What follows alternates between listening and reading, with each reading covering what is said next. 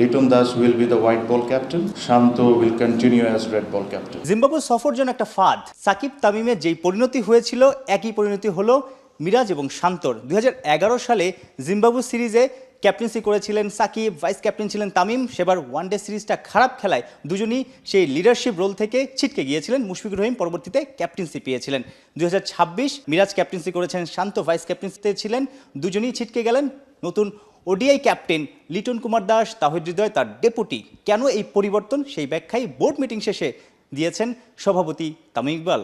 I personally think, and my board personally think, we should be two captain, so that properly plan করা যাবে white ball, properly plan করা যাবে red ball. So এটাই, and Liton has gotten মানে যেটা আমি কিছু আগে বললাম যে এটা ওর জন্য নতুন কিছু না. He has on and off, he has been doing it. T20 has done well, and I am hopeful, and I wish him all the very best. He will take this team forward. দেখেন recent টাইমসে যে একটা injuries হয়েছে, অনেকগুলো fast bowlers injury হয়েছে। এখন যখন আপনার তিনটা ক্যাপ্টেন থাকবে, প্রতিটা ক্যাপ্টেন তার ফরম্যাটে কিন্তু চাবে তার বেস্ট পেস বোলারকে খেলাইতে, সে ওটা ডিমান্ড করে, সেটা চায়। সো এইসব ধরনের অনেক ইস্যুসই ফেস করতে হয় when you have three different captains. Now when you have a white ball and a red ball captain, I think they can plan according to it and then go further. কোচদের নিয়েও একটা আলোচনা বা কানাঘুষা ছিল। Zimbabwe সিরিজে বাজে খেলার পর আসলে কোচদের নিয়ে কি ভাবনা? বাংলাদেশ ক্রিকেট বোর্ডের গুঞ্জন ছিল ব্যাটিং কোচ আশরাফুলকে নিয়ে নাকি বোর্ডের অনেক পরিচালক পুরোপুরি সন্তুষ্ট না।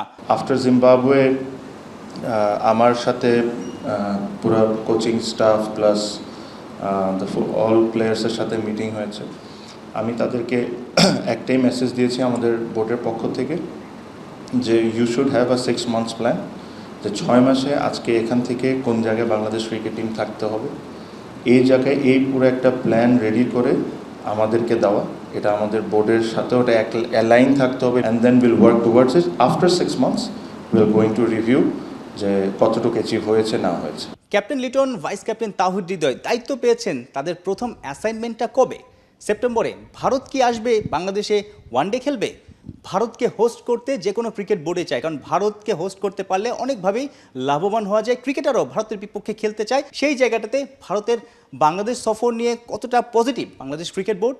বিসিসি এর সাথে বিসিবি মেইলসের এক্সচেঞ্জ হচ্ছে। আমরা চেষ্টা করছি যে সব দিক থেকে, আমি আশা করি তারা আসবেন।